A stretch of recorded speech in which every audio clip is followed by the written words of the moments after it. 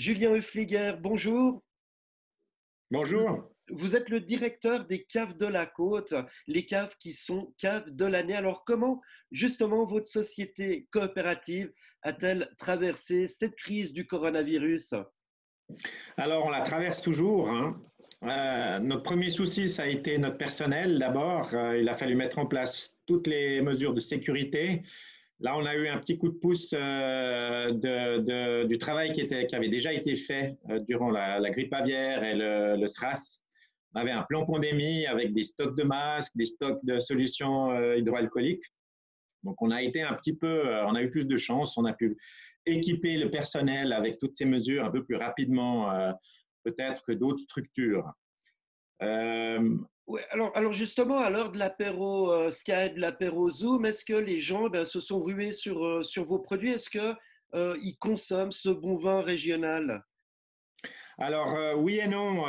Nous, on a quand même vu notre chiffre d'affaires, évidemment, être amputé de toute la partie restauration, petits grossistes, donc un impact très important.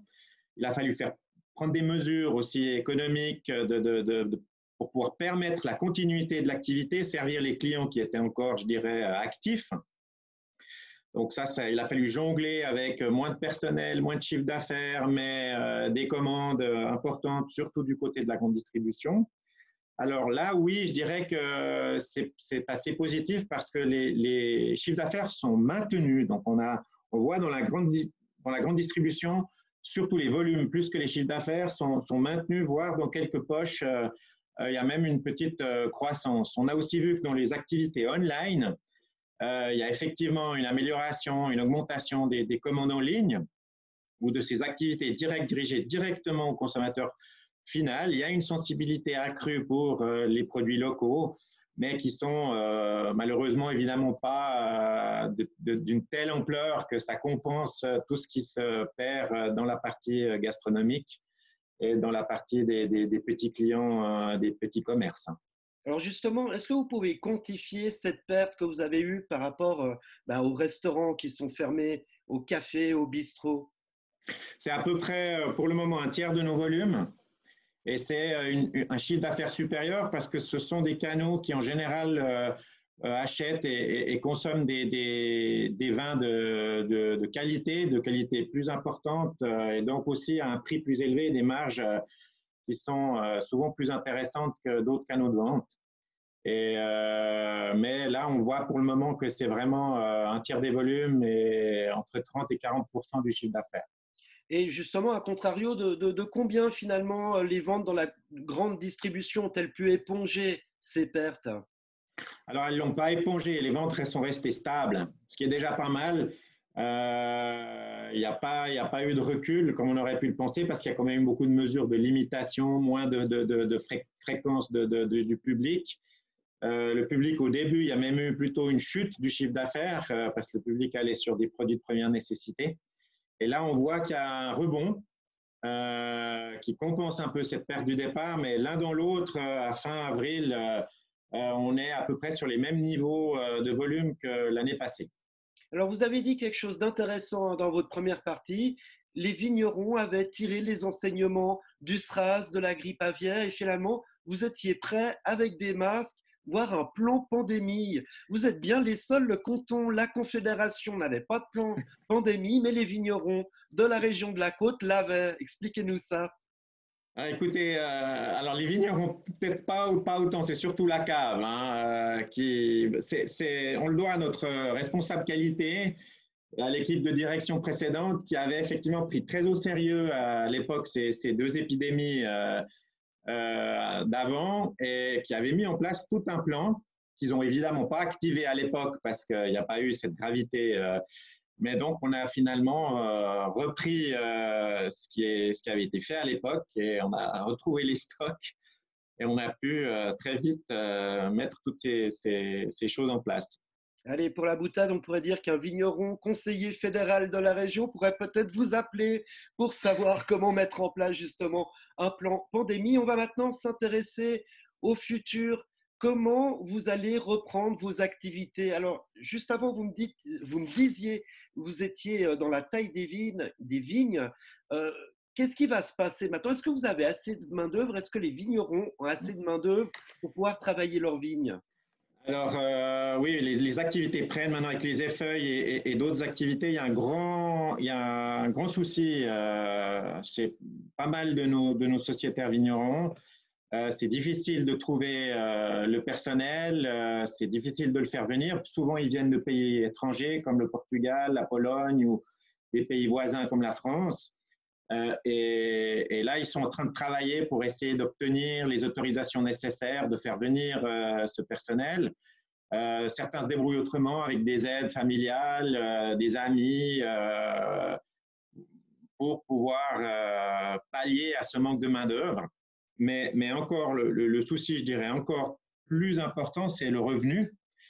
Nous, on vit, enfin, si on peut vendre nos vins, si nos vins sont consommés, on peut payer les vignerons. On ne fait pas de bénéfice. Hein. Nous, le bénéfice, il est attribué au prix du raisin, de la récolte.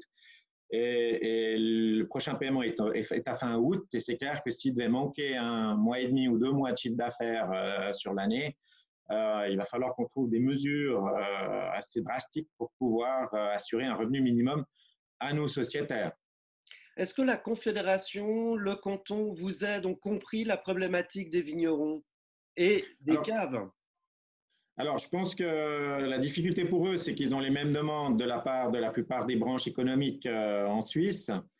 Ils sont au fait, je pense, de cette problématique.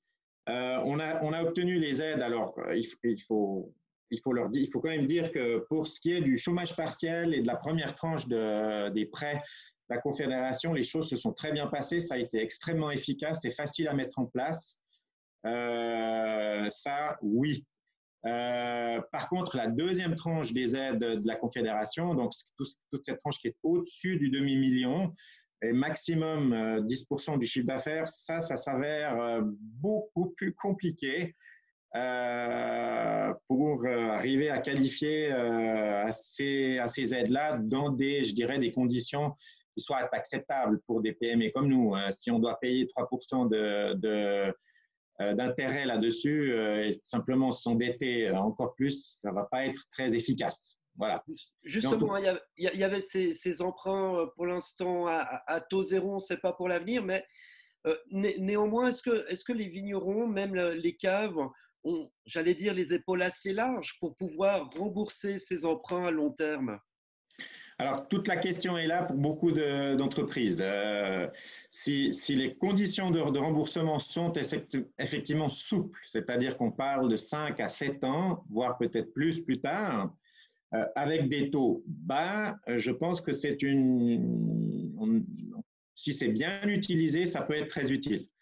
Maintenant, s'il faut rembourser ça rapidement avec des taux d'intérêt comme il semble y avoir pour tout ce qui est au-dessus du demi-million, attention, ce qui est au-dessus de la tranche de 500 000 francs, si on part dans des taux d'intérêt plus élevés, ça va être effectivement très difficile et nous, on risque même de devoir renoncer à faire la demande. Vous craignez des faillites dans votre secteur d'activité? Alors oui, on craint des faillites, on pense qu'il y en aura, ça c'est clair. On est très inquiet pour un certain nombre de nos clients dans la gastronomie.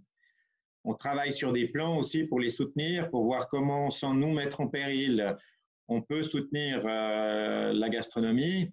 Mais voilà, c'est une crise majeure qui laissera des traces et qui aura des conséquences. Vous ne les connaissez pas encore, évidemment, comme tout le monde. Néanmoins, ça fait plusieurs années que les vignerons de la région sortent des millésimes. On l'a dit, vous avez été cave lauréate, meilleure cave de l'année.